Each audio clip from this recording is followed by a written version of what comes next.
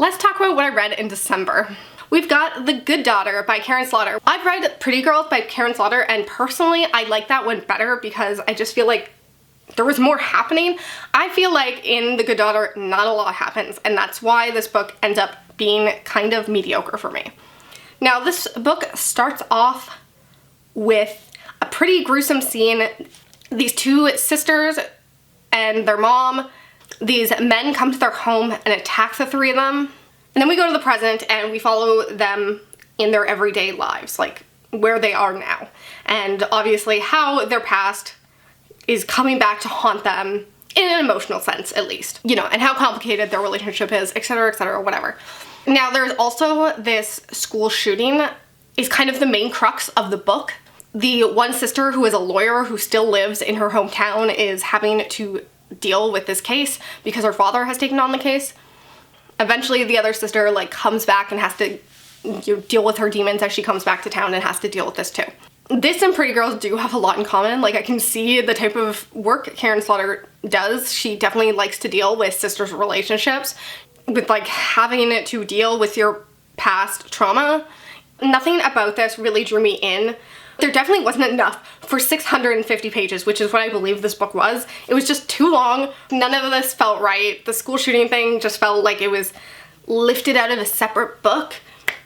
But I gave it 3 stars. I'm definitely going to read more from Karin Slaughter because I do think she writes interesting characters. I just don't think this story in particular worked as well. I would go for Pretty Girls over this.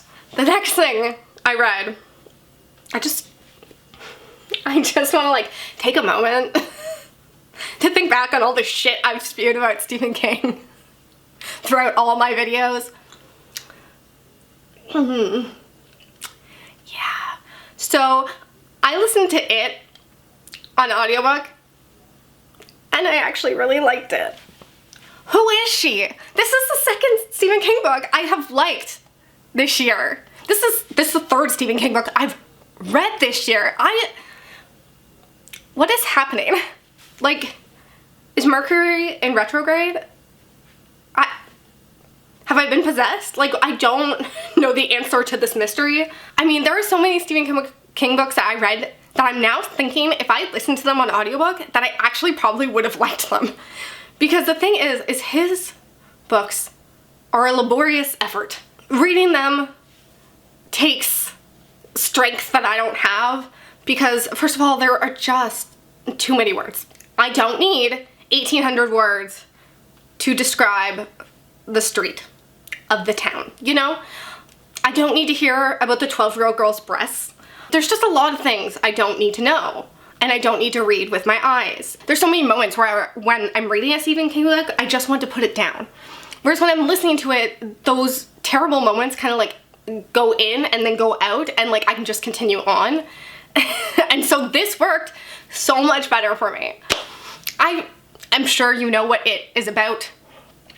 I will say I apparently didn't know what it was about in a way. I thought Pennywise the Clown was like a lot more integral to the story, and I kind of feel like it isn't really Pennywise the Clown that often. It takes on many different forms and takes place kind of with all these children's different fears. Like it definitely chooses different ways to manifest for each child. So that was interesting, not something I knew. I gotta like take a second to talk about just how fantastic Steven Weber was as the narrator of this book. I want him to narrate more books. So he's actually an actor from one of my favorite shows, Studio 60 on the Sunset Strip, that literally nobody has watched. I don't want to talk about it. So I was excited to see him as a narrator, but like I wasn't expecting like anything crazy fantastic, and like he was incredible. He did every voice so well. He just like threw his all in it and it was so good. I checked to see if he like narrated any more Stephen King books because I was like, I'm this close to rereading The Stand if he narrates it. He doesn't, so it's fine. I don't have to put myself through that. I really liked the character arcs, which is like one of the things I think Stephen King does really well. It's one of the things that even in the books I don't like. For the most part, I think that the character arcs he does are pretty fantastic. I enjoyed the personification of childhood. I really want to see the movie adaptation. I was talking to one of my friends who has seen the movie adaptation. I'm like, can I please just take a guess at like what they leave out of the movie? Number 1, God Turtle. Number 2, child orgy. And number 3, I'm gonna guess they keep the N-word to under 100 times, right?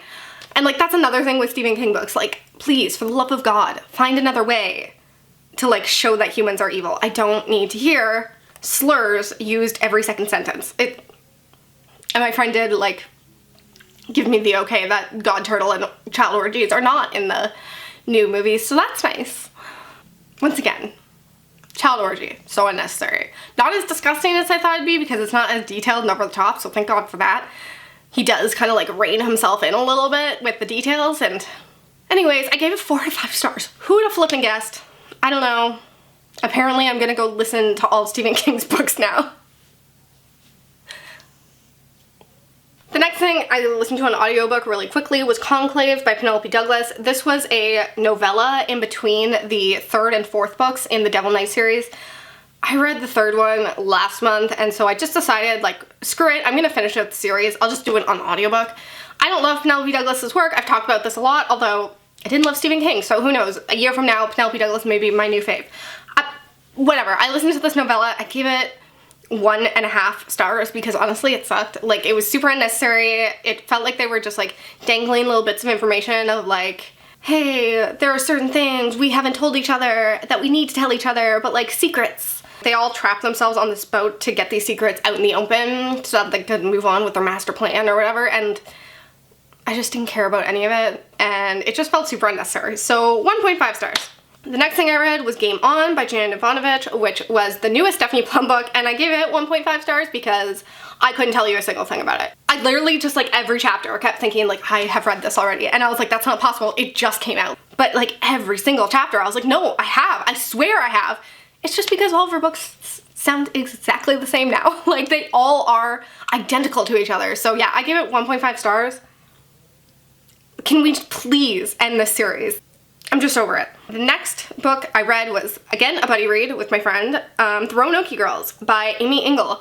I'd say this is somewhere in the thriller genre, maybe, but definitely less mystery, more character study about these girls called the Roanoke Girls who all come to live at some point or another on this farm property with their grandparents. They have this like lineage of women, and it's kind of been known that like all Roanoke girls at some point either run away or die there. They start to think that there's like a curse of the Roanoke girls. And really this was just a book about familial trauma, and I think it did a pretty good job with it. I was expecting it to be more thriller than it was. I wasn't expecting it to be just as like straightforward. I kept thinking to myself like, oh, the reveal is gonna be like pedophilia. And then it was not the reveal, like it was not the twist ending. And like they showed that within the first couple chapters. I was like, oh, okay, we're getting into this like immediately. Like there are no reveals here. That's just what this book is about. I kind of like that personally. Like I don't always need a reveal. I've mentioned this before. If you want to just give me the answer right away and then show me how that's come to affect these people, I'm down for that. I absolutely love the psychology of how sexual trauma and how like incestual trauma can affect different people, how it can affect them generationally, and I feel like this book did a pretty good job of that. Obviously, trigger warnings all over the place. Very dark. I gave this 3.5 stars. I thought the characters were interesting. I thought their characters' relationships with each other were very interesting because it is so complicated when these people you love are the ones who are hurting you so deeply. The next thing I read was As Good as Dead by Holly Jackson. Now, I have raved about this during my end of the year reading survey. This was the 3rd and final book, I believe, in the Good Girl's Guide to Murder series. I love this. 5 out of 5 stars. I just can't deal with how good this frickin' series is. I've heard so many people talk about this, and I thought that surely it had to be overhyped in some way, or that I don't think I understood how serious these books are, and I adore them. Now, I am always a girl for a teen detective story. Give me Veronica Mars type shit, and I will always love it. So I will say that off the back, I am biased. But, did I say I will say that off the back? I will say that off the bat with a T. Now, the first book in the series I describe as Veronica Mars meets Angus Thongs in Full Frontal Stonking because the character is just a little bit quirky. Now, I will admit, a little bit of that quirkiness has been kind of beaten out of her by this third book because she has gone through some trauma by the third book. And that's what I love so much about these books, is I feel like the writer does an amazing job at showing like the PTSD that she is now dealing with because of the crap she's gone through. I'm not going to go into too much detail about anything that she's gone through because obviously, spoilers, this is the third book in a series. I think Holly Jackson's really done something here with her character and with her story arc. I love, love, love the main couple. I am not someone who really ships people that much. I feel like for the most part I don't really care, especially with YA stuff though, but like the couple in this are perfection. I just love the way they are with each other, and I do like that you even get to see how like their relationship is affected because of the shit she's gone through, you know, even though she's like trying her best. These books have a lot of podcast elements. I personally don't usually like that. Love it in this series. I think that the writer's done a really good job of including it in a way that feels important, that makes it feel like it's necessary to have there. Whereas I think usually it just feels like a gimmick to me that you could take out and it wouldn't affect the story at all. But with this, you really get to see her interviewing people and like see how her mind is working in terms of her cases. Okay, the next book I read was also a buddy read, and that was The Afterlife of Holly Chase by Cynthia Hand. I've been wanting to read this around Christmas time for so long. This is the third year I've had this, and like I kept forgetting to read it around Christmas. I always saved it for that, and then I never got around to doing it. Finally, this year I did it, and honestly, it wasn't really that worth it. I gave it 3 stars. I just thought it was okay. This is a retelling of A Christmas Carol. The ghost of Christmas past, present, future visits someone who need to change their life and need to change who they are. We are following our main character who once upon a time was one of the Scrooges, and she didn't change her life, she died, and now she is the ghost of Christmas past. We're kind of following her as she goes about her job dealing with the new Scrooge, and just you see the inner workings of this company. This was definitely like a lighter, happier book than I was expecting. I was expecting it to be a little heavier. There's nothing wrong with that. I think light is a good thing to read around Christmas. It was alright. I found the ending pretty predictable. Wish everything was just like a bit quirkier or a bit more interesting than it was. It was like a little bland for my taste. Oh, the next thing I finished was Strange Exit by Parker Peevyhouse. This was about, think Matrix, where there's like a simulation and then there's like a spacecraft. And I've never actually watched The Matrix, so like if this is totally wrong, just, you know, blow past it. But they're stuck in a simulation and she's trying to get these people out, tell them that it's a simulation and pull them out, because if they don't all get pulled out of the simulation, then like they're all gonna die because the spaceship is running out of resources. I gave this book 2 stars. You know, I think there's a reason I've never watched The Matrix, and it's because it held no appeal for me. Turns out this didn't really either. I was intrigued at the beginning, and the more it went on, the less I cared. I feel like a lot of it hinged on this idea of her not wanting to leave her sister in the sim. Her sister's dead, so the only time she gets to spend time with her sister is when she's in the simulation.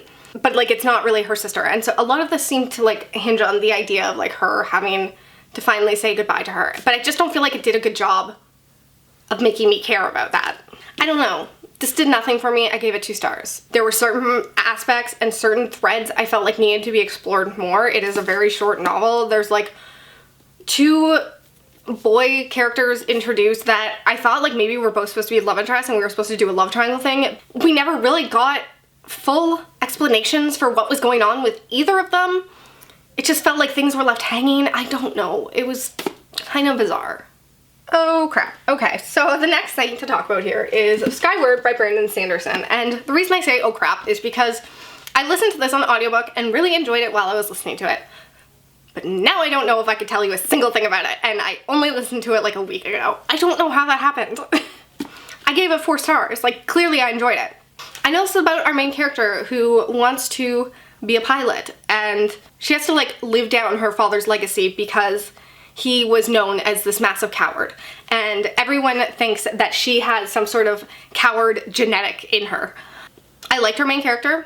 I liked some of the other characters around her. I liked the way that they explored this idea of cowardice, the idea that they're in this war and that war comes first and that you should always go down as a fighter. And like they have this one teacher who keeps telling them not to sacrifice themselves for nothing, that there is no real honor in dying. And I did enjoy the way they talked about that, the way they explored that a little bit. I don't remember the ending. I guess I could just look. Oh, right. Yeah, that doesn't really mean a lot to me. Okay. Now, I will say, because I'm not a sci-fi girl, I don't really understand what's going on in terms of the actual war, and like I feel like there was a cliffhanger that was supposed to like be impactful, and I'm just like, okay. Like, I don't really know what that means. I will listen to the next book on audiobook because I liked this one. I enjoy that there are consequences. Like, people die, people quit, people get like fired from this group that they're in, and so I think that's interesting because I think that's a little more realistic in a war setting. Okay, the next thing I read was Rock, Paper, Scissors by Alice Feeney. This is the first Alice Feeney book I've ever listened to, and I think that this almost feels like a debut novel in a way. There are debut thrillers, I feel like, that sometimes have the same problems in that they get a little messy. Sometimes the ending doesn't totally make sense, you know, there'll be some plot holes, whatever, but you kind of forgive it because it's a debut novel, and they work out those kinks as they write more books. This is like her 5th book, right? Like, this has to be, it's the first book I've ever read from her, and to me it feels like a debut novel because I liked this. I gave this 4 stars, but I was left very confused at certain parts. I had to go back and like listen to parts over again because it just felt like things were a little bit muddled toward the end. I have not explained what this is about. This is about 2 people who are married who are going away for this winter vacation to try and save their marriage because things have been going wrong. They're both going to this cabin though with some very different ideas in mind of how things are going to go. And then while they're there, some shit starts happening. This third person who lives sort of near there enters, and they start to wonder if like things are going awry, if they're going crazy, you know, gaslighting, I don't know. I like this actually a lot. I will say the twist is something I've seen before. I've seen it many, many times, and somehow it actually like fooled me in this book. It surprised me. So I thought that was impressive, but I also, once again, think it's because a lot of this book was sort of confusing. It was an enjoyable listen. I think this is a perfect time of year to listen to it if you're into like a thriller mood.